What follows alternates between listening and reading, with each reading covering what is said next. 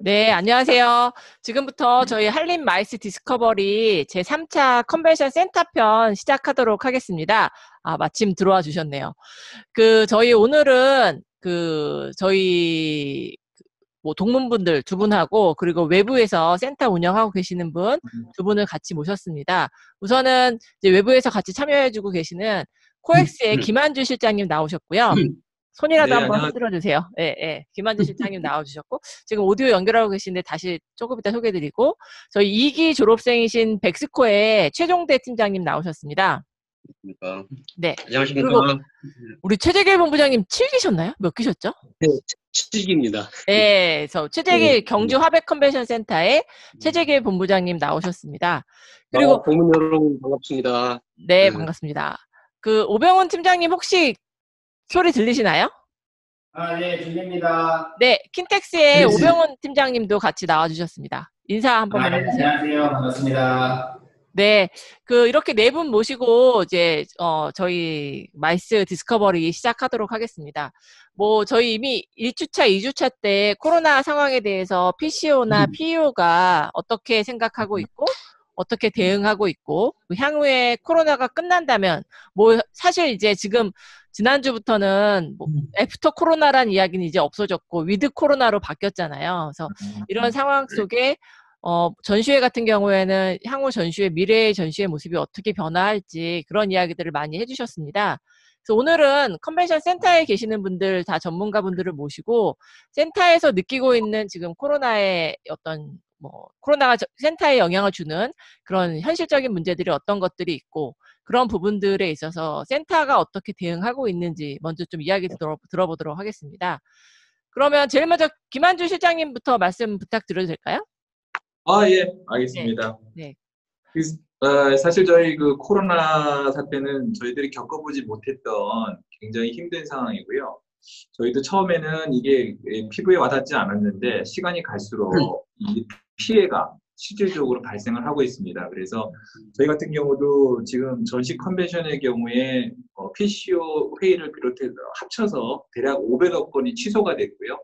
이로 인해서 저희 쪽의 손실액이 거의 뭐 한 300억에 지금까지 임대료 관련해서 한 300억 정도가 발생하는 상황이고요. 또 저희는 동반성장이라는 또 이유로 사실 임대료의 일부분을 환불을까지 해주고 있습니다. 네. 환불. 그래서 저희가 5월까지 행사에 대해서 대략 한 30억 돈을 저희가 또 환불을 해줬습니다. 그러다 보니까 코엑스의 경영 상황도 굉장히 안 좋아졌어요. 그래서 올 하반기 저희 저희 주식회사니까 결국 이익을 남겨야 되는 이제 회사 아니겠습니까? 그럼에도 불구하고 영업 적자가 거의 한 70억에서 80억에 다다르게 될 정도로 피해가 막심하고요.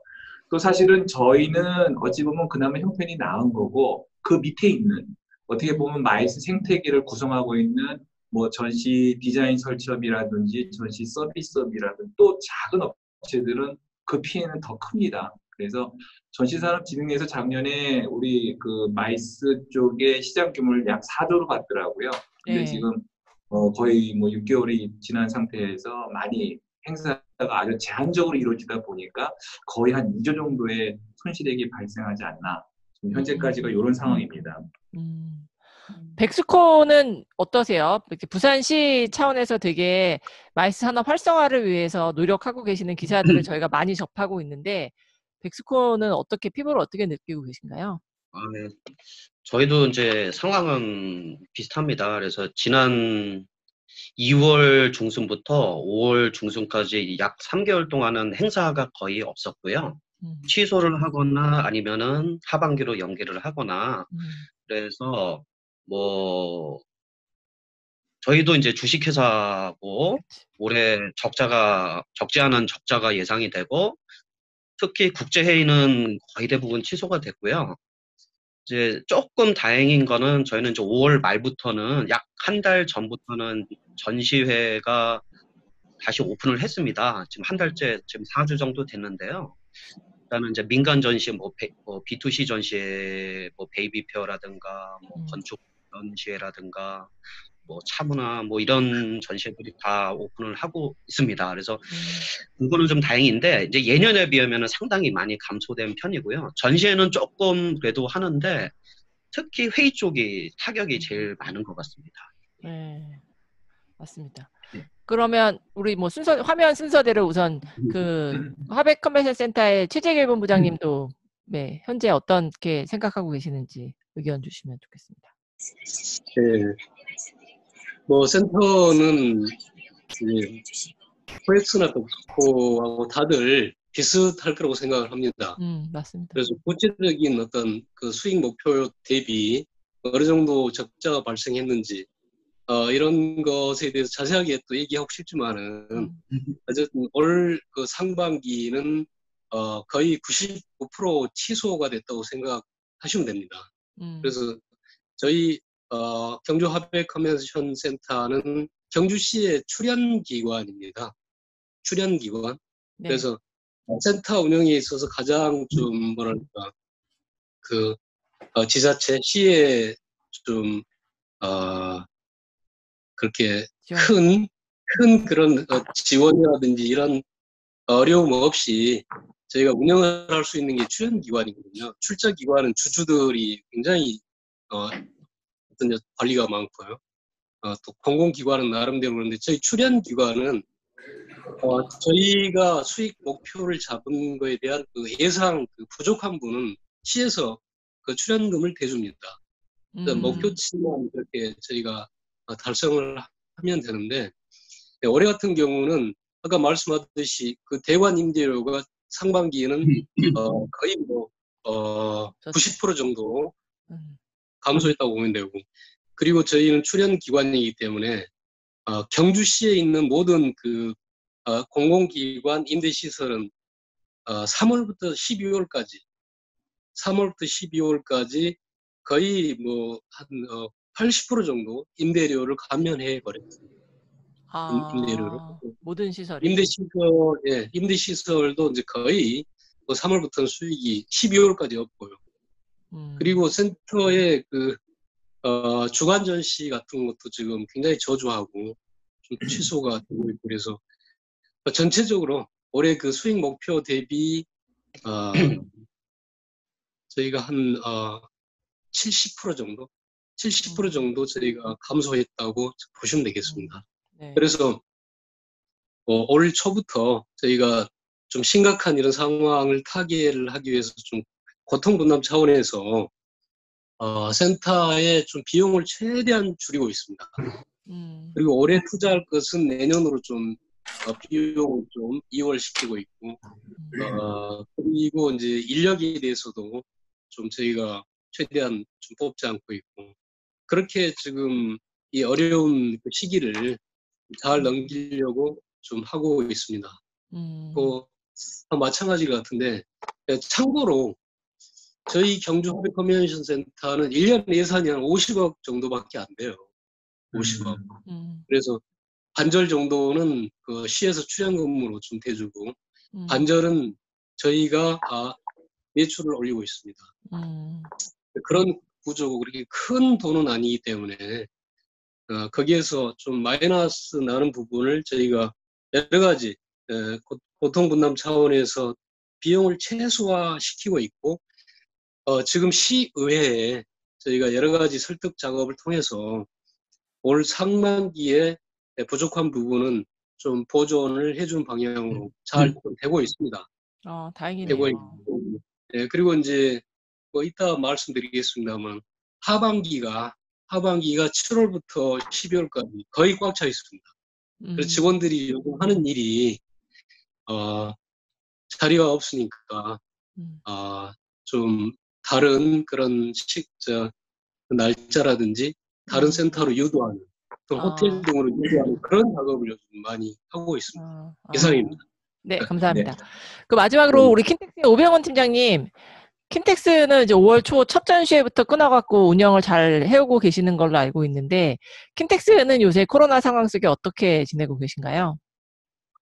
네. 저희는 말씀해주신 대로 이제 5월 초 MBC 건축박람회부터 지금 6월, 7월 초까지 현재 계속 행사를 개최해 오고 있습니다. 이제 다른 센터에서 말씀하신 것처럼 뭐 저희도 물론 피해는 굉장히 막심하고요. 특히 이제 뭐 전시장 임대 부분도 피해가 크긴 하지만 저희 키텍스 같은 경우는 이제 정부 예산을 받아서 하는 주간 전시들이 상당히 많이 있습니다. 뭐 경기도 행사, 뭐 경기 국제모태쇼라든지, 뭐 경기 환경전이라든지, 뭐 이런 것들이 이제 지자체나 정부에서 하는 행사들은 전부 다 행사를 취소를 해서 저희가 현재까지 주간 전시회 개최한 사례가 상반기에는 단 한 건도 없었습니다. 그래서 이제 단독 주간인 행사들만 이제 7월 셋째 주부터 시작을 하는데 거의 저희가 진행하고 있는 한 25개 주간 전시 중에서 한 절반 이상이 거의 다 취소가 된 상황이라고 보시면 되고요. 그리고 이제 저희는 이제 전시 행사를 해야지만 이제 내부에 있는 시금 사업장이라든지 그런 주차 이런 부가 수익도 창출이 돼야 되는데 당연히 이제 2월 달부터 4월 달까지 행사가 전혀 개최가 되지 않았기 때문에 그거에 대한 피해 또한 굉장히 큽니다. 네, 지금 다 뭐 지금 현재 센터들이 어떤 상황인지에 대해서 말씀을 많이 이제 잘 해주셨고 저희가 생각했던 것보다도 사실 피해가 되게 큰 게 나오는 상황인 것 같아서 안타까운 마음도 큰 것 같습니다. 그러면 지금 향후에 아마 이제 상반기에 취소되거나 연기된 행사들이 대부분 다 하반기로 지금 와 있는 상황일 것 같고 최재길 본부장님 말씀해 주신 것처럼 하반기에 지금 스케줄 잡는 거 자체가 주최자들 사이에 장소가 없다. 심지어 PCO들 같은 경우에 지금 뭐 계약금을 들고 다니면서 계약을 현금으로 해야 되는 상황이다까지 이야기하시는데 그 부분에 대해서는 어떻게 생각하시는지 뭐 어느 분부터 말씀해 주실까요? 최종계 팀장님 말씀해 주시겠어요? 예, 저희 같은 경우도 7월 하반기에는 타 센터도 아마 동일하다고 생각을 하는데요. 전시장하고 회의 시설이 상당 부분이 예약률이 상당히 높게 돼 있습니다. 상반기 전시나 행사가 하반기로 이제 이동을 하는 바람에 현재는 거의 하반기만 보면 상당히 건실하게 보이는 그런 구조가 돼 있는데 걱정은 저희 이제 부산 같은 경우도 이제 경주도 아마 그럴 것 같은데요. 수도권이나 대구, 수도권에 비하면은 코로나 바이러스, 코비드가 이렇게 많이 퍼지지는 않았거든요. 그래서, 물론 이제 방역 철저히 하고 있고요. 그래서 행사를 한 달 전부터 하는데 의외로 사람들이 많이 보러 왔어요. 아마도 그동안 볼 게 없어서 그럴 수도 있고 생각보다 관람객이 많이 옵니다. 그래서 그런 부분은 상당히 긍정적이고요. 또 시민들이 다 이렇게 잘 질서 있게 마스크 잘 쓰고 다 거의 그렇게 하시고요. 다 좋은데 이제 하반기에 혹시나 또 뭐 2차 파동이 있다면은 이제 그런 것들이 좀 걱정이 많이 되고 있습니다. 예. 근데 그러면 그 행사에 참가하시는 참가자 숫자가 전년도 대비했을 때 뭐 거의 똑같진 않겠죠? 비슷해요? 비슷해요. 예. 그러니까 관람객. 그러니까 관람객 숫자가 참가 업체는 조금 줄었고요. 네. 부수 수는 아무래도 좀 줄은 것 같고요. 네. 단 관람객은 비슷하거나 좀 더 비슷한 것 같아요. 아니면 조금 많이 오는 느낌도 좀 있고. 심지어 많이. 그런가요? 그거 되게 네, 뜻밖의 이야기인 것 같은데.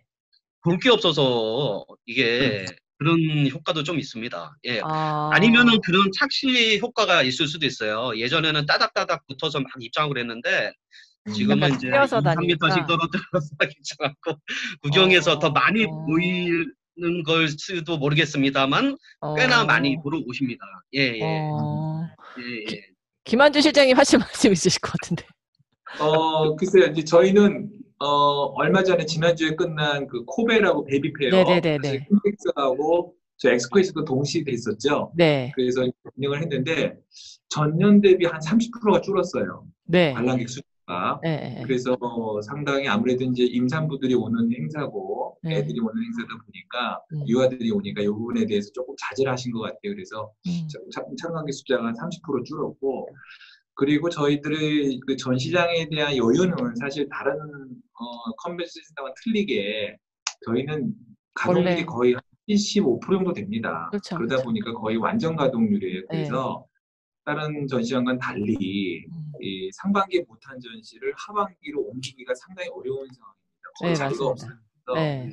저희들은 어쩔 수 없이 이제 위약금 환불이라는 원래 위약금이라는 부분이 이제 계약서 상에는 뭐 불공정하다 아니다 말씀도 있습니다만은 위약금 환불에 대한 요건은 없거든요. 네. 근데 저희가 이제 전격적으로 이제 그런 부분들을 왜냐하면 장소가 없으니까 그쵸. 이동해서 개최할 수 있으면 다행인데 가동률이 높다 보니까 또 장소가 없고 이래서 그런 부분 때문에 사실 저희는 이렇게 여유분이 있는 상태는 아닙니다. 킨텍스 같은 경우에도 킨텍스는 이렇게 2월을 해주신 전시회도 꽤 있다고 저는 들은 것 같은데 어떠신가요? 네, 저희는 이제 행사가 취소되는 거는 정부 주최 행사 빼고는 네. 그 메세이상의 코리아빌드 건을 제외하고는 거의 없고요. 전부 다 하반기로 지금 연기가 된 상황이라서 저희가 이제 10개월이 9월 달부터 11월까지 모든 홀이 매일매일 행사가 있을 정도로 하반기 행사가 가득 차 있습니다. 그러면 킨텍스 아마도 지금까지 중에는 5월 이후에 개최되는 행사 중에 킨텍스가 아마 행사 제일 많이 하지 않았을까 싶은데 네, 참관객 맞습니다. 규모는 어떠셨어요? 저희는 이제 B2B도 해봤고 B2C도 해봤고 그리고 지난주에 이제 마멜베이비 엑스포까지 했었는데 일단 B2B나 B2C 모두 참가업체가 줄면서 참가객도 한 40% 가량 줄었다고 하고요. 특히 이제 지난주에 했던 마멜베이비 엑스포는 이제 전년 대비 4분의 1 수준, 거의 75%가 이제 줄 정도로 이제 베이비 분야가 이제 많이 줄었고, 근데 이제 저희가 이제 킨텍스는 이제 전시장에 들어오려면 이제 QR 코드를 등록하고 나서 이제 들어올 수밖에 없기 때문에 어쨌든 주최 측의 참가객 데이터를 확인을 요청을 하거든요. 네.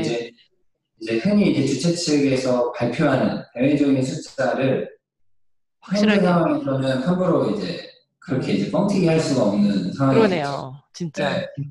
그래서 저희가 파악하고 있는 숫자도 거의 대부분 참가업체 수를 제외 포함을 시키면 QR 등록 숫자 거의 유사할 정도로 지금 맞춰지고 있어서 어쨌든 참가객 숫자는 전년 대비 한 40% 정도 줄고 있습니다. 그 QR 코드로 입장하는 게 어떻게 보면 통계의 상당히 투명성과 객관성을 지금 보장해 줄 수 있는 방책이 될 수도 있겠네요. 아니, 제가 오늘 낮에 좀 다른 일 때문에 세텍에 갔다 왔더니 세텍에서는 하시는 말씀이 세텍도 물론 당연히 이제 전시회 당연히 다 연기되거나 취소된 것도 있고 그런데 개최가 이제 간간히 지금 계속 되고 있는데 자기네가 보기에는 참가 업체 숫자는 전년도 대비 대개 평균적으로 거의 한 70% 정도가 준 것 같고 관람객 숫자도 줄기는 했는데 그리고 자기네가 되게 걱정했다고 하더라고. 세텍에서 관람객이 저렇게 줄면 저 주최자 입장에서 참가 업체로부터 너무나 많은 시달림을 당할 텐데 저러다가 내년도 행사도 안 되는 거 아닌가 이런 걱정이 있어서 얘기를 했는데 전시 끝나는 날 오히려 이야기 들어봤더니 전부 다 만족했다라는 거예요. 특히 가장 놀라웠던 게 프랜차이즈 전시회인가 뭐 그걸 하나 했었는데 정말 참가자가 없어 보였다고 하더라고요. 그래서 되게 걱정을 많이 했는데 이 실제 여기 오는 참가자들은 진짜로 이제 프랜차이즈에 관심 있고 정확하게 상담할 사람들만 왔었던 것 같다고. 그래서 주최자도 그렇고 참가업체도 그렇고 다들 만족하면서 돌아가서 자기가 코로나 상황 속에 오히려 참관객이 줄었다라는 부분이 꼭 우리가 생각하기에 이게 또 좀 시그널이 나쁘다라고만 생각할 게 아니라 정말 이제 진성 바이어들만 진짜 오고 그냥 뜨내기로 뭐 이렇게 왔다 갔다 하는 이런 사람들은 없는 거 아닌가 그런 말씀을 해주셔갖고 그런 것도 되게 중요할 것 같다라는 생각이 어떻게 생각하면 전시회 참가업체 입장에서는 그래서 그 프랜차이즈 전시회 같은 경우가 원래 올해 상반기만 있었는데 하반기에 하나 더 한다고 지금 그렇게 얘기가 나왔을 정도로 만족도가 되게 높았다고 하더라고요. 그래서 그런 부분에 있어서는 뭐 어떻게 생각하면 코로나로 오히려 누가 진성이고 누가 아닌 것도 알 것 같다. 뭐 이런 이야기를 해주시고 계셨습니다. 뭐 최재길 본부장님도 혹시 할 말이 있습니다. 이제 저희 센터는 그 컨벤션 중심 센터지 않습니까? 네. 그 전시는 그 2200스퀘어미터밖에 안 됩니다. 그래서 그 전시장이라고 할 수도 없고 그 컨벤션 센터 중심인데 오늘 그 심혈관 그 국제학술대회 그 프리미팅을 그 주최 측하고 바로 하고 나왔어요. 그래서 아까 교수님께서 그 참가자 네. 그 증가 감소 그런 말씀을 하셨는데 원래 저희 2,500명을 예상을 했거든요. 근데 오늘 회의에서 이제 말씀하시는 거 보니까 1,400명 정도 예상 다 등록을 했으니까 알게 되겠죠. 그래서 거의 한 뭐 40% 50% 감소되는데 물론 코로나 때문에 이제 그 뭐 각 학회나 이런 데서 이제 기관에서 2명 보낼 것 1명 보내고 뭐 이렇게 이제 정리는 좀 하고 있는데 이번에 보니까 저희도 그 중소회의실을 평소에 뭐 100명 들어갈 것 한 지금 40명 들어가게 네. 2m 테이블에 1명씩 앉고 이런 식이거든요. 네네네. 그래서 전체 그 인원을 수용할 수가 없습니다. 그래서 차라리 40~50% 감소되는 게 그 코로나 방역에 또 거리 두기로 도움이 되고 그래서 이쪽 그 컨벤션 쪽은 어떤 참가자가 많이 오는 게 좀 좋은 건 아닌 것 같아요. 그 회의실에 뛰어서 앉기 이런 게 있기 때문에 네. 그런 어떤 좀 흐름이 있다라는 걸 좀 말씀을 드리고 싶고요. 제가 좀 더 드리고 싶은 것은 이 만약에 하반기에 이 코로나가 다시 좀 만연되거나 막 그렇게 한다면은 진짜 저는 이 센터들은 방법이 없을 것 같아요. 문을 닫아야 될 것 같습니다. 제가 상반기에 그렇게 해봤지만은 거의 그 시설 관리 감독밖에 안 했거든요. 저희는 그 출연 기간이라 직원들이 뭐 무급 유급 그런 걸 떠나가지고 그냥 재택근무 좀 가끔 이렇게 하고 큰 변동 없이 6개월을 그냥 보낸 거예요. 세일도 할 수 없고 웹에 영업할 수도 없고.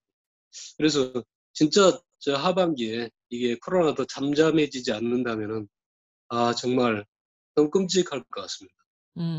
그러면 저희는 이제 하나 더 말씀드리자면 좀 이따 해주시고 네. 저 잊어버릴 것 같아가지고 상반기에 마케팅 예산들이 좀 많이 있었어요.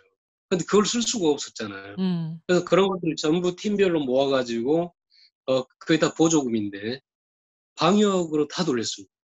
그래서 방역 그 입구에 들어가면 클로게이트라고 네. 그 전신 소독하는 거 있잖아요. 네네네. 그것도 몇 대 구입을 하고 뭐 또 에스컬레이터에 그 손잡이 방역하는 것들 그리고 행사 있을 때 저희는 직접 저희가 다 해줍니다. 전날 전관 소독을 해주고요. 그리고 중간에 한번 해주고 끝나고 한번 해주고 한 번씩 해주는데 보통 한 150만 원 들더라고요. 그런 것들을 철저하게 그 마케팅으로 못 썼던 예산들로 지금 저희가 주최 측들한테 이미지 좋게 그렇게 좀 제공 좀 해주고 있습니다. 네. 아까 네. 질문하고 있습니다. 아까 네. 아니 자연스럽게 그 말씀해 주시는 것들이 이제 방역에 대한 이야기로 넘어간 것 같은데 그러면 네. 제가 정확하게는 모르겠는데 전에 지금 들리는 이야기로는 킨텍스 방역이 지금 너무 세다 이렇게 이야기들을 하고 계셔서 킨텍스의 방역과 관련된 그 상황이 어떻게 되어가는지 한번 이야기 들어보도록 하겠습니다. 네. 많은 주최자분들께서 뭐 이제 다 들리는 이제 소문으로 네. 킨텍스 방역이 좀 빡세다, 좀 엄격하다라고들 많이 말씀하시는데 이제 저희는 타 센터하고 약간 차별점이 저희 출자 기간이기도 하고 저희 킨텍스가 있는 고양시에서 이 킨텍스에서 행사를 개최하는 거에 대해서 굉장히 걱정이 많으셨어요. 최초에는 킨텍스 행사 개최 안 하면 안 되겠느냐 라고 말씀도 하셨고 그럼에도 불구하고 저희가 언제까지 행사를 안 할 수는 없다. 철저하게 방역 관리한 다음에 그러고 나서 개최를 하겠다라고 이제 협의를 했고 그러면서 이제 저희 일산 서구 보건소에서 이제 모든 행사가 있을 때마다 항상 나가서 점검을 합니다. 그게 5월 8일 MBC 건축 박람회 때부터 오늘까지 행사가 개최되는 날마다 와서 점검을 하시면서 계속적으로 보완이 되어 왔던 사람들이에요. 근데 이제 보건소에서도 얘기하시는 거는 본인들이 얘기하는 이 모든 것들은 전부 다 중대본의 지침에 의거한 지적사항과 개선사항이지 본인들이 자체적으로 이제 해석해서 요구하는 건 없다라고 하시고, 저희도 이제 그 보건소의 지적사항을 최대한 준수를 하고자 하기 위해서 하다 보니까 이제 좀 그렇게 느끼시는 경우가 좀 있으실 것 같고요.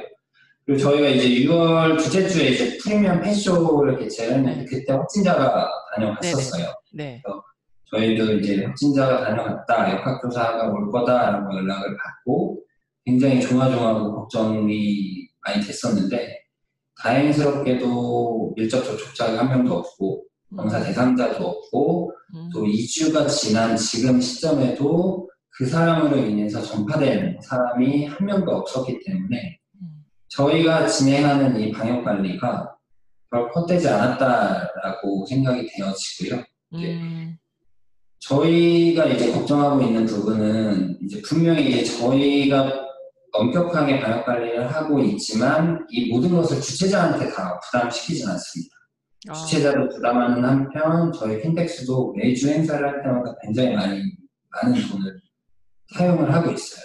그래서 저희가 걱정하고 있는 거는 이제 혹시나 이제 저희 킨텍스도 마찬가지지만 타 전시장에서 행사를 하다가 혹시라도 확진자가 나와서 전시 행사로 인해서 전파가 확산이 된다고 하면 그는 이 전시산업 전체가 약간의 또 다시 셧다운된 위기에 처해질 수도 있기 때문에 그런 부분은 저희는 좀 걱정을 많이 하고 있습니다. 네.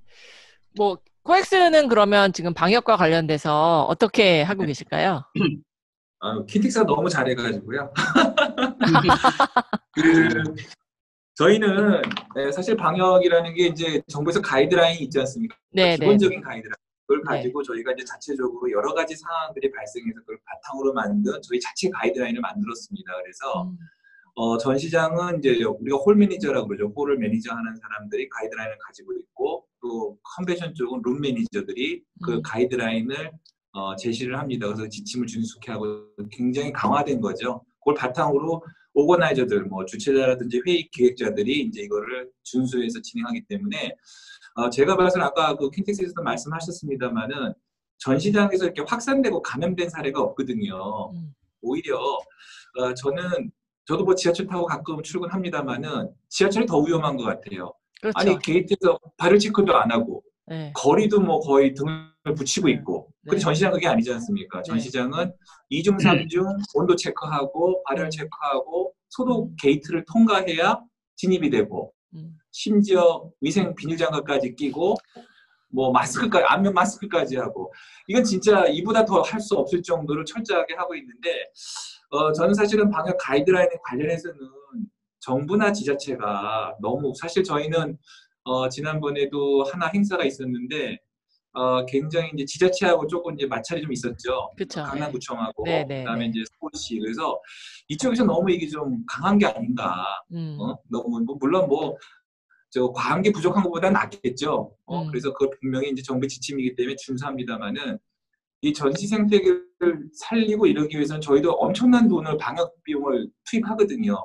매일 소독하고 벤틸레이션하고 계속적으로 하고 그 약재 제품값만 해도 엄청나게 들어가는 상황인데 조금 이제 전시 산업이 활성화되기 위해서 방역에 대해서는 다른 데보다 전시장의 방역은 굉장히 월등하다. 그래서 안심해도 올 수 있다. 그래서 이런 부분에 대한 좀 가이드라인은 사실 좀 더 부드럽게 해도 좋지 않은가. 왜냐하면 저희가 지난번에 그 한남 재개발인가 행사하면서 집합 금지 명령을 받았거든요. 맞습니다. 이거 아주 난리가 났었어요. 그래서 결국 이제 저희가 행사가 오디토리움이라는 그 좌석 앉아서 하는 건 1,080쪽밖에 안 되는데 한 2,000명이 오기로 돼 있기 때문에 물리적으로 이제 거리 확보가 안 돼서 저희가 그 행사를 마침 A홀이 자리가 나서 전시장으로 옮겨서 그 이격시켜서 이제 진행을 해서 전혀 문제 없이 이제 진행을 했는데 아무튼 아까 뭐 킨텍스 얘기도 있고 저희도 그렇고 전시장 방역 가이드라인에 대해서는 지금 하는 거 봐서는 저는 큰 문제는 없다. 그러게요. 아까 황 교수님이 그 피켓을 들어주시기도 하셨지만 저희가 보기에도 이게 뭐 나이트클럽, 술집도 다 운영하는 상황 속에 왜 전시회에만 유독 이렇게 안 된다라고 하는 건지 이해가 안 되는 구조라고 다들 이야기하고 계시거든요.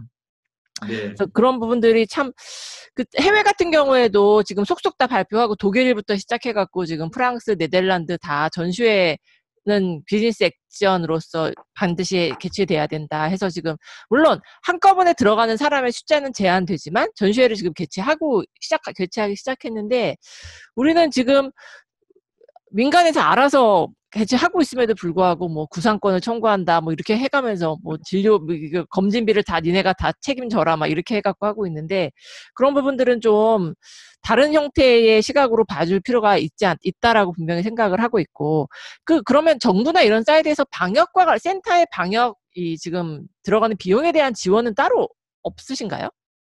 없습니다. 예, 없습니다. 그건 다, 네. 그러면 다 이제 우리 민간이 다 알아서 센터 방역은 하고 있는 상황이네요. 그러면 주최자는 그 대신 받고 있는 부분들이 있지 않으신가요? 네. 방역? 급여가 일부 받죠. 방역은 급여? 없고요. 그 방역은 최근에 전시산업진흥회에서 아마 지난주에 그 사업 고지를 했습니다. 그래서 네. 전시회 이제 방역관리 예산에 한 개 전시회당 500만 원까지 방역 지원을 전시산업진흥회에서 국고로 지금 하고 있습니다. 그렇게 되어가고 있고.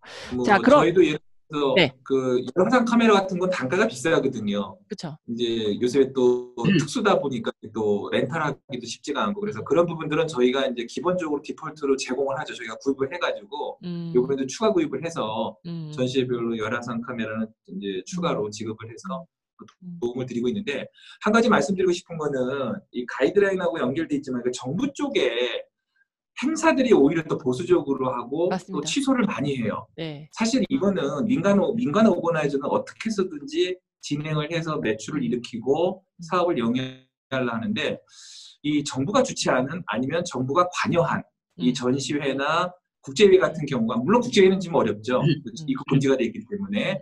그런데 전시회 같은 경우에 이런 부분이 너무 더 보수적인 잣대로 오다 보니까 오히려 정부가 관여된 행사나 이런 부분들은 좀 더 적극적으로 좀 진행하면 도움이 되지 않을까 싶습니다.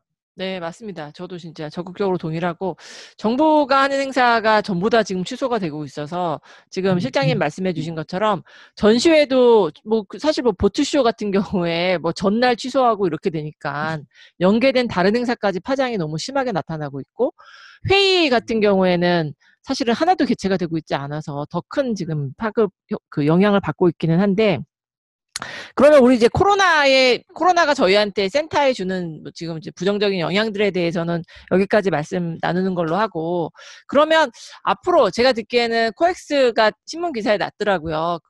어디죠? 이렇게 스튜디오 이렇게 만드신다라고 하시면서 계약도 하시고 하셨는데, 이제 코로나 이후에 마이스 산업의 생태계가 어떤 형태로 바뀔지 아직은 뭐 정확하게 우리가 예측은 못하더라도 어쨌든 하이브리드 형태로 갈 거다라고 생각을 하고 있고, 하이브리드 형태에 있어서 분명히 센터가 조금 이런 부분들을 준비해야 되지 않을까? 아마 준비하고 계시는 부분들도 있지 않을까 싶어서 그런 내용에 대해서 좀 여쭤보고 싶습니다. 실장님 혹시 예, 저희가 이번에 이제 뭐 유수한 해외 기업하고도 이제 MOU도 체결했습니다. 그래서 말씀하신 대로 포스트 코로나의 결국 트렌드는 결국 뭐 우리가 비대면이죠. 이제 언택트로 갈 것 같고, 그다음에 요즘에 이제 뭐 한창 되고 있는 뭐 버추얼 뭐 VR이나 아니면 증강현실이나 이런 부분으로 많이 갈 것 같아서 저희도 그런 부분에 대한 지원 시설, 그래서 뭐 화상 회의실이라든지, 그 다음에 저희가 인터넷이 아무래도 좀 강국가 아니겠습니까? 그래서 이제 고성능 인터넷을 활용한 이런 화상 시스템, 그리고 뭐 비디오 스튜디오 이런 쪽으로 좀 저희가 준비를 하고 있습니다. 더불어서 결국 이제 코로나라는 이 사태가 결국은 한 번으로 끝날 건 아니다. 그래서 저희도 이제 방역 전반에 대한 부분, 뭐 큰 그림으로 보면 뭐 클린 전시장, 그래서 이런 부분들을 그때 뭐 이렇게 빌려서 이런 게 아니고 어떻게 보면은 좀 더 어드밴스된 시설을 투자해서 그렇게 해서 전시장도 좀 업그레이드할 생각을 가지고 있습니다. 네, 감사합니다. 부산은 어떻게 생각하고 계신가요? 앞으로 미래의 모습에 대해서. 미래요. 저도 상당히 궁금합니다. 미래가 어떻게 될지요. 일단은 저는 이제 전시팀에 있는데요. 이제 뭐 하도 이제 범위가 넓긴 한데, 저희 부산 백스코 같은 경우도 이제 타 전시장과 비등하게 현재 방역 준비를 하고 있고요. 네. 기본적인 뭐 열화상 카메라, 뭐 온도 체크, 뭐 거리 두기, 뭐 이런 시설들은 다 갖춰 있고, 저희도 이제 그 백스코 자체 가이드라인을 만들어서 저희 자회사를 통해 시설 자회사가 있거든요. 자회사를 통해서 운영을 하고 있습니다. 그런 부분은 크게 걱정은 안 하고 있고요. 향후에 보면 일단은 전시회 이제 국제 전시회 같은 경우는 이제 수출 상담회가 있는데 해외에서 못 들어오다 보니까 자가격리 2주를 하면은 이제 들어올 사람이 없으니까 저희가 이제 코트라고 주로 많이 하는데요.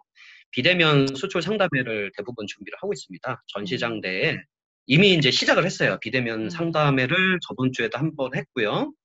그래서 이제 부스를 차려가지고 거기에다가 이제 저희 쓰는 바와 같이 줌 틀어놓고 뭐 이렇게 스크린 이렇게 해놓고 하고 있어요. 그래서 하는데 상당히 뭐 이렇게 반응이 나쁘진 않습니다. 네. 그래서 막 대신 이제 참가업체분들은 전시장에 그 다 모여서 하는 거고 해당 국가는 이제 해당 국가에서 하고 시간차가 있기 때문에 주로 아시아권하고 많이 하는 편이에요.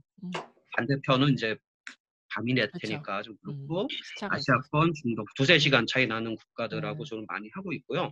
그렇게 수출 상담회 같은 거를 준비를 하고 있습니다. 또 하나는 급작스럽게 제가 담당 분야는 아니지만은 특히 그 전시회보다 더 심각한 부분이 이제 회의 계열인데 회의보다 더 심각한 게 콘서트 같은 거. 이런 거는 거의 불가능하죠, 현재.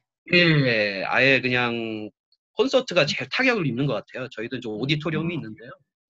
콘서트의 정부 지침대로 하면은 자리를 이렇게 건너 이렇게 앉아야 되는데 그렇다 보면 티켓 판매율이 대폭 축소가 되고 이제 그런 문제가 있어가지고요.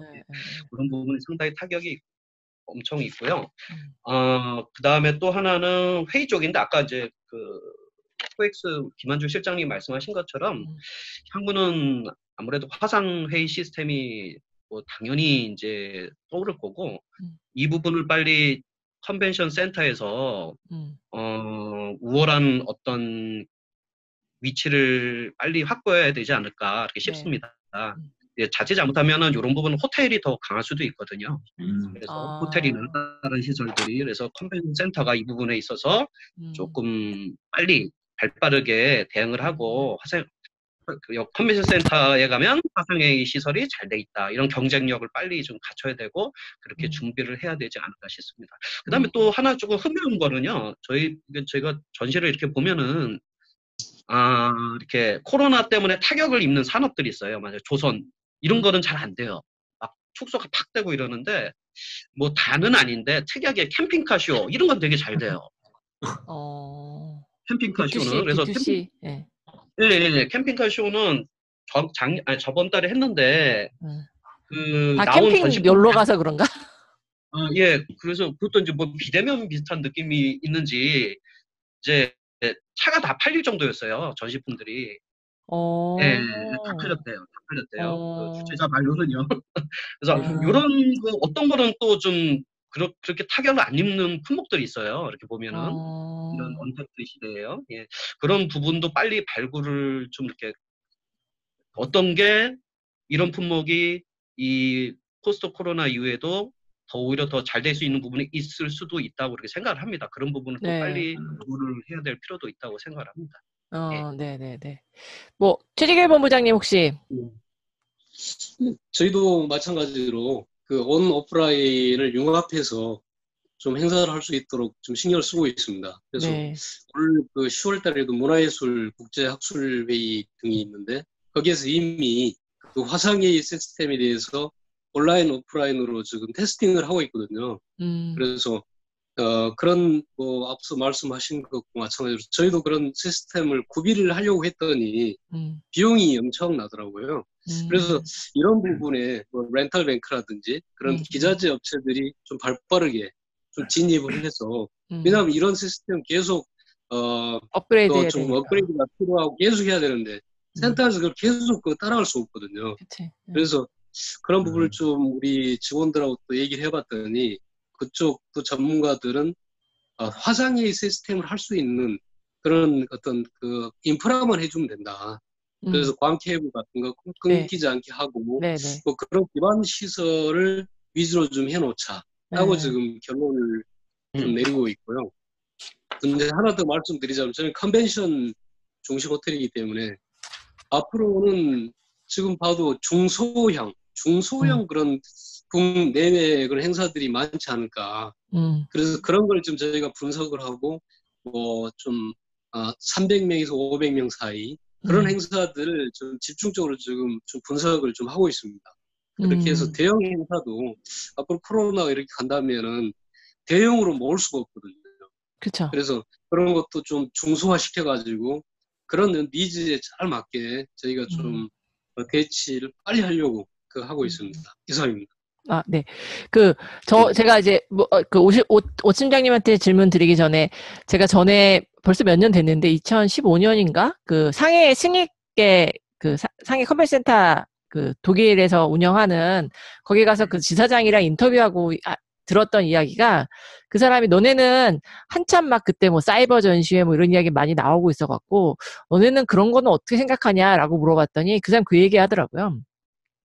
전시회는 독일 사람은 확실해요. 전시회는 사이버 전시회로 절대 전환될 수 없다라는 거는 뭐 모든 독일 사람 명확하고 자기네가 이 센터에 IT와 관련돼서 인베스트하는 쪽은 와이파이 용량이라고 얘기하시더라고요. 그래서 그 말이 지금 최재길 본부장님 말씀해 주신 것처럼 이게 모든 참가 업체부터 뭐 심지어 바이어 참가자까지 다 와이파이를 쓰는 시대에 오다 보니까 와이파이가 엄청 많이 필요한 거죠. 그리고 제가 지난번에 뭐 다른 일 때문에 이제 홀로그램이랑 이런 거 업체들하고 이야기하느라고 얘기해봤더니 홀로그램이 이제 제대로 돌아가려면 5G가 이제 명확하게 다 완벽하게 딱 실행이 돼야 되는데 5G가 사실 뭐 가격이 비싼 것도 있지만 5G 케이블도 다 깔려야 된다라는 거죠. 그래서 아마 이제 하이브리드로 되면 어쨌든 상당 부분 기조나 이런 것들은 기조연설이나 이런 부분들은 홀로그램으로 될 가능성이 있는데 그런 부분에 있어서 우리가 5G 용량이라든지 와이파이 용량을 센터가 투자를 많이 하셔야 되지 않을까 싶은 생각이 듭니다.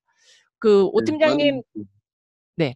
오 팀장님 킨텍스에서도 그때 보니까 뭐 무역 관련돼 갖고 이렇게 화상 시스템 뭐 이렇게 하신다고 들었던 것 같은데 킨텍스는 이제 뭐 3단계 전시장도 있고 사실 되게 큰 그림을 그리셔야 될 것 같긴 한데 어떻게 센터를 향후에 어떤 형태로 운영하시기를 계획하고 계실까요?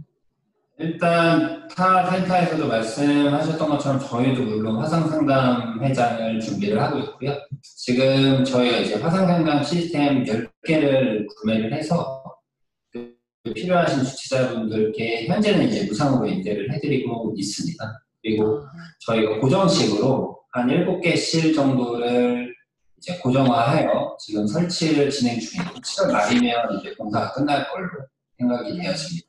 제가 지금 이제 오늘 조금 늦은 게 이제 저희가 보유하고 있는 이 화상 상담 시스템을 활용해서 줌을 접속을 하다 보니까 조금 늦어요. 지금 보시는 게 저희가 지금 구매한 로지텍의 화상 상담 시스템입니다. 이게 이제 거리가 멀리 떨어져 있는데도 마이크하고 스피커가 일체형이라서 손쉽게 이동하면서 인터넷 랜선만 있으면 손쉽게 할 수 있는 그런 시스템을 저희가 보유를 하고 있고요. 그리고 교수님께서 말씀하셨던 그 홀로그램 부분도 저희가 지금 도입을 하려고 좀 검토를 하고 있습니다. 그래서 이제 저희 내부적으로는 시연까지는 다 끝났고요. 그래서 과연 이제 해외에 이제 좀 이제 그런 촬영장을 보유하고 있는 그런 업체와의 제휴를 통해서 이제 해외 연사분들이 그 스튜디오로 가서 촬영을 하거나 실시간으로 강연하시는 모습을 킨텍스의 홀로그램 장비를 통해서 볼 수 있도록 그런 것도 이제 검토를 하고 있고요. 그리고 말씀하신 것처럼 저희는 이제 뭐 VR이나 AR, 온라인 전시 쪽으로는 전혀 준비를 하고 있지는 않습니다. 어쨌든 전시장으로서의 기능을 해야지 사람이 오지 않게 하는 그런 기능을 만드는 건 말이 안 된다고 생각하기 때문에 저희는 그런 쪽으로는 전혀 준비를 하고 있지는 않고요. 그리고 이제 특이하게 아까 부산에서 이제 세종대 팀장님께서 말씀하신 그 콘서트 부분이 저희는 이제 지금 협의해서 계약까지 체결한 콘서트가 무관중 콘서트를 계약까지 체결했습니다. 네, 이제 요거는 이제 킨텍스의 넓은 공간을 활용해서 무대하고 그런 장치들을 평소와 똑같이 설치를 하고 대신 그 콘서트 공연 장면만 해외로 생중계해서 송출하는 그런 시스템. 네. 근데 이제 기존의 콘서트에서는 무대 장치하고 조명, 이런 가수만 있으면 되는데 이제는 그러한 공연들을 해외로 송출해내는 그런 IT적인 장비들이 추가가 돼야 합니다. 그런 부분들이 조금 장기적으로 좀 다회로 사용될 수 있도록 저희가 그런 이제 콘서트 공연 기획사 쪽하고는 그런 부분 협의를 하고 있는 중입니다. 아, 그럼 그게 지난번에 백상예술대상인가? 뭐 무슨 시상식 같은 거 킨텍스에서 하지 않았나요? 무관중으로? 백상예술대상은 무관중으로 했고 또 그 출연진들도 전부 다 사회적 거리 두기에서 네, 떨어져 않고. 네, 그렇게 했었어요. 그것도 되게 좋은 아이디어네요. 무관중으로 해서 사실 전시장이라는 공간을 잘 활용하면 얼마든지 이제 그 가수가 열심히 노래만 제대로만 잘해주면 그 모습 그대로 송출하면 해외 입장에서는 저는 뭐 BTS의 방구석 콘서트인가 그걸 보지는 못했지만 뭐 엄청나게 유행이었다라고 하는 걸 보면 그런 것들도 가능할 수 있겠네요. 혹시 뭐 또 다른 의견 주실 분 계실까요? 뭐 미래형 컨벤션 센터의 모습에 대해서 생각하고 계시는? 저희 여기 황 교수님 들어와 계신데 교수님 혹시 뭐 코멘트 주실 거 있으실까요? 잠시만요. 조심 그 마이크가 네 말씀하셔요. 예, 뭐 다들 얘기 잘 들었고 그 다음에 그 특히 이제 우리 방역이 K 방역이라 할 정도로 뭐 다들 열심히 해주셔서 고맙고 그 다음에 지금 킨텍스에 이제 수소차 전시회가 열리고 있고요. 또 아마 나노 전시도 열리고 있어서 상당히 의미 있는 거라고 생각하는데 저는 어쨌든 지금 주최자한테 되게 부담이 되는 게 우리 유른 교수도 얘기를 했지만은 만약에 확진자가 생겼을 때 구상권 이런 얘기들이 있어서 정말 이런 것들은 우리 주최자한테 너무 좀 가혹하다. 그래서 그런 것에 대해서 우리 정부의 지원이나 이런 게 그러니까 우리 정부의 정책이란 거는 우리 민간 업체들의 어떤 불안감이라든지 또는 불투명을 해소해 줘야 되는데 지금 얘기를 들어보면 정부나 지자체에서 더 조장을 하고 있다. 저는 그런 부분에 대해서 센터에서 어떻게 하든 만약에 사실 뭐 우리가 사람이 많다고 확진자가 나올 수가 있는데 물론 요번에 킨텍스가 잘 선방했다고 얘기를 하셨는데 그런 것에 대한 불안감을 없애주는 게 저는 되게 좀 중요하겠다. 아마 그게 보험이 될 것 같은데 그래서 그런 것들을 정부가 아니면 민간과 같이 좀 민관 협력으로 구상권 문제나 이런 거를 좀 했으면 좋겠고 얼마 전에 알다시피 이제 독일의 메세에서 그 레드라이트 일종의 쇼 같은 걸 했는데 우리 지금 이 전시나 컨벤션 이 마이스가 정말 비즈니스에 중요한 역할을 하고 있음에도 불구하고 여러 가지 이유로 지금 사회 분위기도 그러하고 또 정부도 그러하고 그래서 행사를 해야만 한다는 걸 되게 강조를 했거든요. 그래서 저는 센터가 뭐 진흥회가 중심이 되든 간에 그런 좀 우리 운동 캠페인 같은 게 좀 필요하다 이런 생각을 좀 했거든요. 어제 진흥회에서 요걸 내가 보내와서 참 그래도 이 일종의 카피를 잘 뽑았다. 다들 이 그렇지 않습니까? 우리 전시장이 백화점보다도 어디보다 더 훨씬 더 안전한데도 불구하고 행사만 하려 하면 그냥 되게 그냥 힘들게 만들고 해서 그래서 좀 이런 것들을 정말 쇼도 좋으니까 우리 그 전시장 센터장들이 다 같이 모여서서 한번 어나운스먼트 같은 거를 한번 하는 것도 우리 그 대정부에도 의미가 있고 또 특히 우리 주최자나 아니면 그 지금 우리 주최자가 창급체 쓸 때가 얼마나 힘듭니까, 그죠? 그러니까 그런 데 좀 힘을 줄 수 있다 이게. 그래서 우리가 이게 뭐 얼마나 효과가 있을지 모르지만은 일단 저는 우리도 하나의 산업을 지키고 또 어떤 업체에 도움을 준다는 차원에서 그런 것도 한번 진지하게 논의 좀 해봤으면 좋겠다. 뭐 이런 정도 좀 생각을 해봤습니다. 예. 네, 감사합니다. 그 진짜 황 교수님도 말씀하신 것처럼 너무 진짜 민간 전시 주최자한테 모든 걸 다 저희가 신이 아닌데 모든 걸 다 니네가 책임져라 한다라는 거는 사실은 좀 너무 엄무한 거 아닌가. 그리고 또 저는 사실 이제 요 근래에 전시회가 개최되고 하면서 하나 느끼는 점 중에 하나가 이게 기준이 있다라고 하고 뭐 방역의 지침에 따라서 한다라고 얘기는 하지만 사실은 우리 코엑스에서 지난번에 치과 행사 있을 때 동기간에 세텍에서도 행사가 있었고 킨텍스에서도 행사가 있었거든요.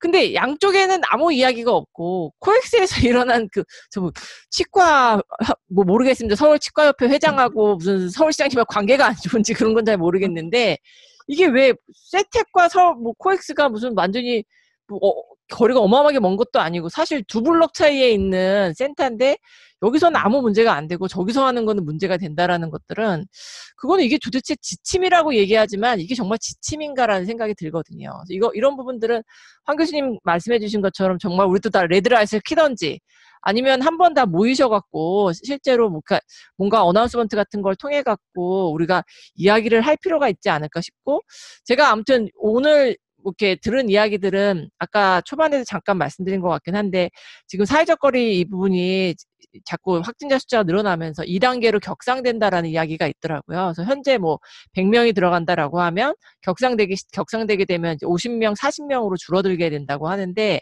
그렇게 되면 이제 진짜 행사를 할 수 없는 상황이 되고 전시회는 그때 되면 완전히 금지시킨다라고 지금 되어 있어서 산자부랑 뭐 문체부 찾아가면서 지금 협회장들이 막 난리를 가서 막 얘기를 하고 계시다고 하는데 이게 뭐 확진자 숫자를 저희가 뭐 어떻게 할 수도 없는 상황이다 보니까 이게 어떤 식으로 풀릴지는 모르겠는데 사실 어떤 백화점보다도 안전하고 지하철보다도 안전한 행사장임에도 불구하고 이 부분은 진짜 마이스 업계에 계신 분들이 다 같이 한번 목소리를 내야 되지 않을까 싶은 생각을 해봅니다. 우리 여기 권영돈 본부장 나오셨어요. 상무님 나오셨는데 오늘 참가 들으시면서 혹시 뭐 PCO에 계시는 입장에서 뭐 이렇게 임대해 주시고 계신 센터에 계신 분들하고 질문하실 거 있으실까요? 네. 지금 내내 제 목소리 들리시나요, 혹시? 네네, 잘 들립니다. 네, 들립니다. 반갑습니다. 반갑습니다. 내내 지금 전철 안에서 이걸 계속 보고 왔습니다. 그래서 지금 퇴근해서 제 방에 지금 집에 도착해서 제 방에 지금 안착해서 다행히 교수님께서 혹시 발언권을 주실까? 그러셨구나. 조마조마하면서 기대하고 있었는데 다행히 네. 발언권 주셨네요. 네. 제가 딴 말씀 안 드리고 문화부 장관님하고 산업부 장관님께 간곡히 정말 부탁 말씀드립니다.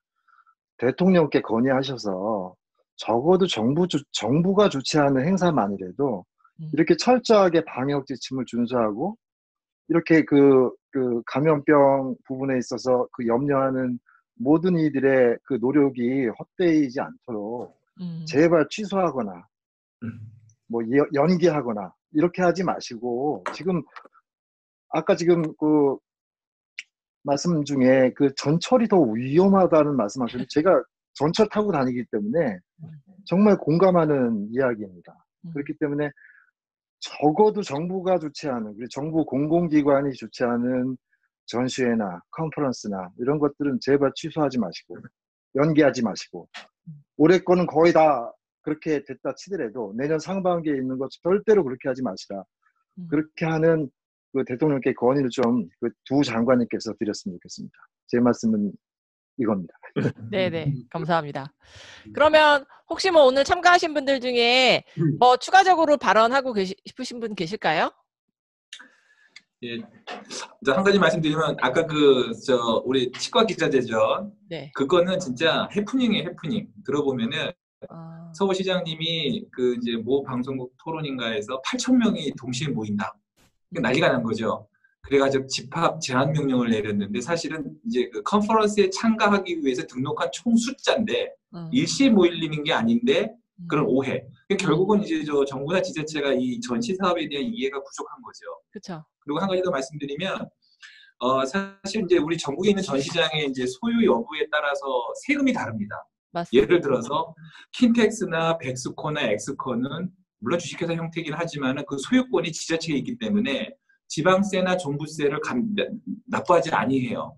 그런데 그 엑스코나 저희 코엑스 이런 그 민간 주식회사들은 지방세하고 종부세를 소유가 민간이기 때문에 내는데 이게 거의 저희 같은 경우 한 200억 정도 됩니다. 그래서 물론 이제 지난번에 정부 합동 그 대책반에서 교통유발 부담금을 뭐 한시적으로 일정 부분 한시적 감면해주겠다. 그리고 특별 고용 업종으로 전시 쪽을 좀 넣어주겠다 했는데 그 일련의 작업들이 좀 아까 권영돈 본부장께도 말씀해 주셨습니다만 성우님도 말씀해 주셨습니다만 이해가 부족한 것 같아요. 이 산업에 대한. 네. 그래서 제가 이 자료를 가져왔는데 이게 이제 그 4월 9일자 이제 그 정부 합동에는 전시가 수치에 빠져 있어요. 그러다가 5월 28일 코로나 피해 업종 여기서는 또 이제 전시가 드디어 들어가기 시작합니다. 그 정도로 산업적 이해도가 떨어지지 않는가. 그래서 지금 이쪽에 피해가 막심하고 또 이 생태계라는 게 엄청나게 큰 가치 사슬이 있는 산업인데도 불구하고 뭐 몇 번 말씀이시지 않습니까? 뭐 전시는 산업통상자원부, 국제회의와 컨벤션은 문화체육관광부, 뭐 예를 들어 중소기업은 저 뭐 벤처나 이런 거는 또 중소벤처기업부 이렇게 일관성 있는 어떤 통일된 컨트롤 타워가 없다 보니까 이번에 코로나 사태에 대처하는 부분들이 너무 정부의 가이드라인이 일관성이 좀 없지 않았는가 하는 생각을 합니다. 맞습니다. 오 팀장님 아까 한번 말씀하실 거 있다고 하신 것 같아요. 네. 아까 황 교수님께서 말씀하셨던 그 수소 모빌리티 쇼랑 남코리아가 어제부터 킨텍스에서 개최되고 있는데 아마 코로나 사태 이후로 정부 고위관료가 참석한 첫 번째 행사, 대규모 행사가 아닐까 싶어요. 그래서 어제는 나노코리아는 곽일우 장관님 오셨고 수소 모빌리티에는 국무총리님, 산자부, 중기부, 기재부, 과기부 해서 장관님은 한 6분 정도 이렇게 이제 오셔서 수소경제위원회 회의하시고 수소 모빌리티 개막식 그리고 투어까지 그냥 작년에 진행했던 그런 B2B 개막식과 동일한 형태로 진행을 했었거든요. 그래서 아마 아무래도 이제 정부에서도 뭔가에 좀 변화된 움직임이 있을 것 같고요. 그리고 산업부에서도 지금 진흥회하고 주최자협회 측에서 많이 건의를 해서 이제 전시행사에 대한 방역 지침을 표준화해서 공표를 해달라. 보건복지부나 중대본에서. 저희가 이제 이러한 지침을 준수한 상태에서 행사를 개최만 하면 아무 이상이 없을 정도로 그러한 지침을 만들어주고 저희가 행사를 좀 잘 진행할 수 있도록. 그래서 어떨 때는 안 되고 이럴 때는 되고 어디 전시하는 되고 또 어디는 안 되고 그러니까 이런 이제 기준 없이 그냥 관할 지자체의 판단에 맡기지 말고 중대본이나 정부에서 그런 명확한 지침을 좀 주셨으면 좋겠다라고 계속 건의를 드린 상황이고요. 그리고 아마 보건복지부하고도 1차로 협의한 걸로 알고 있습니다. 그래서 생활방역위원회를 통해서 아마 전시행사 방역 지침을 만들어 달라고 계속 요청하고 있는 것으로 알고 있습니다. 네, 알겠습니다. 뭐 더 추가적으로 발언하실 분 안 계신 거죠? 네, 그러면 한 말씀 네. 네, 좋은 말씀 많이 들었고요. 이런 그 어려운 시기에는 진짜 정부에서 정말 신중하게 어떤 정책을 시행할 필요가 있을 것 같아요.